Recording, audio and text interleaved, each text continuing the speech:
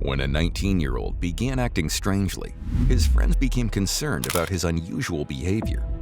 They never would have imagined the unsettling chain of events that would ultimately lead to his mysterious disappearance. In 2013, 19-year-old college student Bryce Laspisa vanished without a trace after a car accident in California. The discovery of his abandoned vehicle teetering on the edge of a cliff only left behind a puzzling trail of clues and more unanswered questions. Years later, Bryce is still missing, leaving investigators and loved ones asking the same question: what happened to Bryce Laspisa? Welcome back, where we'll explore the eerie events surrounding Bryce Laspisa's disappearance and examine the investigation that followed, in the hopes that we can try to piece together what might have happened to him that fateful night. So grab your favorite cup of coffee and get ready to dive into the chilling world of true crime, one sip at a time. When Karen and Michael Laspisa received a strange phone call one August morning, all they knew was that their son, Bryce, might be having car trouble.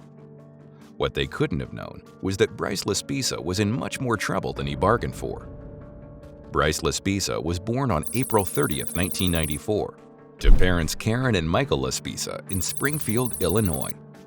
He was an only child, but the Laspisa family was close-knit and enjoyed spending time with one another. From an early age, Bryce had a keen eye for art and exhibited artistic talent. He enjoyed sports and had a passion for music. Family and friends would later describe him as being well-liked, charming, and an outgoing young man. Bryce attended Naperville Central High School just outside of Chicago, where he played football and recreational league baseball.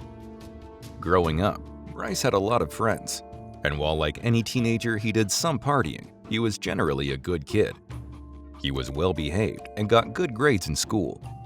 In 2012, he graduated from Naperville Central High School, and after his parents retired, the Laspisa family decided to pack up their things and make the cross-country move to the coastal city of Laguna Niguel in Southern California.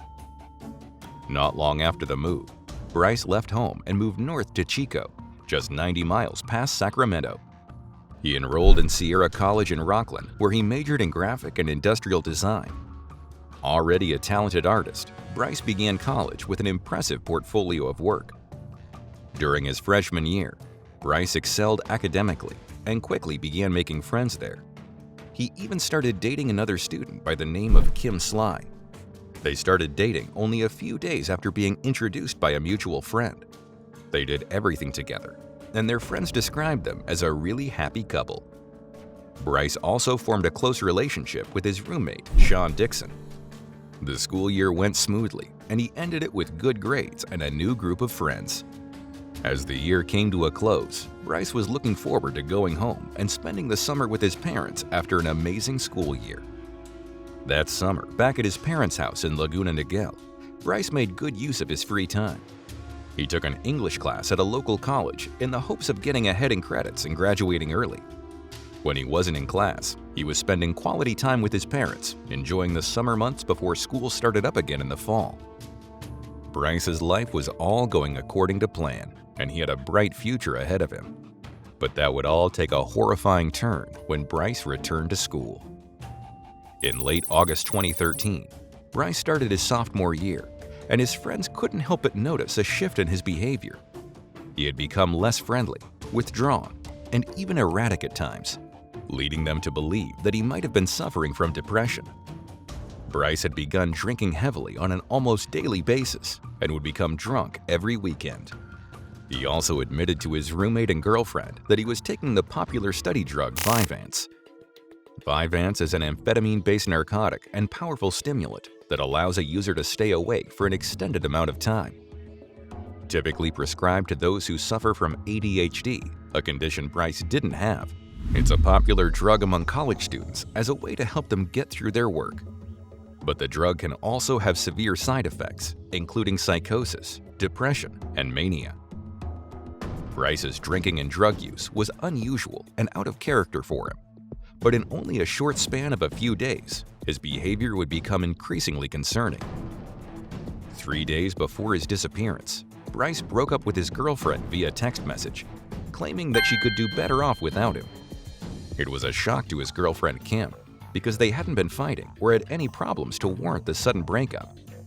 He also sent a text message to his roommate, Sean, that read, "I love you, bro. Seriously. You are the best person I've ever met. You saved my soul." Bryce gave Sean his Xbox console and gave another friend an expensive pair of diamond earrings that were gifted to him by his mother. On August 28, 2013, Sean called Bryce's parents to let them know he was concerned that something was very wrong with Bryce. For Bryce's mother, Karen, it must have been a confusing phone call. As far as Karen knew, Bryce was eager to start school and excited to be reunited with his friends. Later that same night, Bryce visited Kim at her Chico apartment to talk about their breakup. Kim was naturally worried about Bryce's well-being and tried to get him to take a nap, but that only seemed to enrage Bryce, and the two ended up in an argument. Worried about what might happen if he left while he was under the influence, Kim took Bryce's car keys so he would have no choice but to stay and rest. Bryce called his mother from Kim's apartment and asked her to convince Kim to return the car keys so he could make his way home. "I have a lot to talk to you about," he said to his mother over the phone. Karen offered to fly north to check up on him, but Bryce refused. After talking to Bryce's mother, Kim reluctantly gave Bryce his car keys and he left the apartment at around 11:30 p.m. In hindsight, neither woman could have known what was soon about to transpire, but it's safe to assume that their choices that night still haunts them today. The following morning, Bryce's parents received an automated message from their insurance company that roadside assistance was requested for one of their vehicles. Believing Bryce was simply experiencing car trouble, she called her son. When Bryce's roommate answered the phone, he told the concerned parents that Bryce had never made it home the night before. Karen tried to call Bryce on his cell phone, but Bryce never picked up. When Bryce's parents found the shop that had responded to Bryce's call for help, they called and asked them about the situation. They discovered that Bryce had called that morning from the town of Buttonwillow, 350 miles south of his girlfriend's apartment. An employee from the repair shop named Christian, who had responded to the call, agreed to go back to the rest area to look for him. It had been 3 hours since Bryce called the shop, and Christian was stunned to find that Bryce was still sitting in his vehicle, in the exact spot he had left him. At 12:30 p.m., Christian called Karen and told her Bryce seemed okay. The only thing he noticed was that his eyes were bloodshot red. Christian then put Bryce on the phone, who told his mother everything was okay. Karen pleaded Bryce to come home, which he agreed, and then hung up the phone. His parents expected Bryce to make it home by 3 p.m. However, he never made it home. As the hours trickled by, Bryce's parents grew worried. It had been 10 hours since their last phone call, and Bryce was still not home. After calling his cell phone to no answer, they decided to contact the police and report him missing. But the police quickly pinged his phone to find that he was still in the town of Buttonwillow. He had only moved 8 miles from where he was previously found. When deputies approached Bryce, he told them he just wanted to blow off some steam before heading home. Satisfied with his reasoning, the deputies gave him a field sobriety test and went on their way. Bryce passed the test, and no drugs, alcohol, or weapons were found in his vehicle. They urged him to get going home. Later that evening, the same repair shop employee, Christian, called Karen as he saw that she had dialed him earlier. She explained to him what had happened since they last had spoken. Christian calmly offered to go check on Bryce again.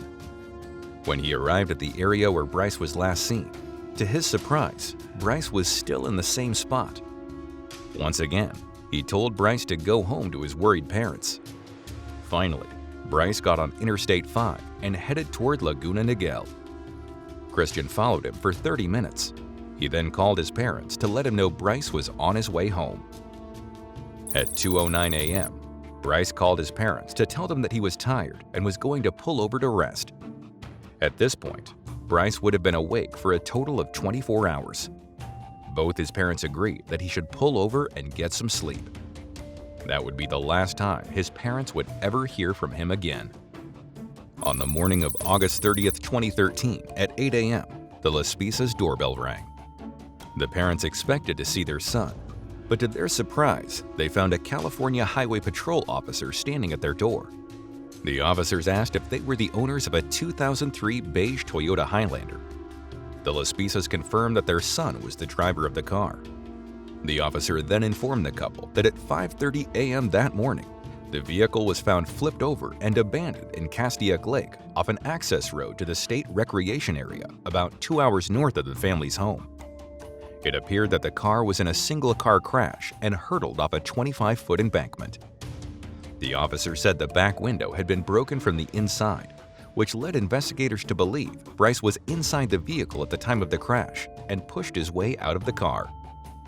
His laptop and phone were found inside the car, but his duffel bag and wallet were found outside near the rear window. The strangest part was that Bryce was nowhere to be seen. Investigators on the case began to gather as much evidence as possible, hoping to find Bryce, or at the very least, find out what happened to him. Camera footage showed that Bryce had driven up a hill toward the Castaic Lake recreation area only minutes after the phone call with his parents. 2 hours later, the cameras captured him driving in the opposite direction. The accelerator had been pushed down the entire time during the accident, and there had been no attempt at braking.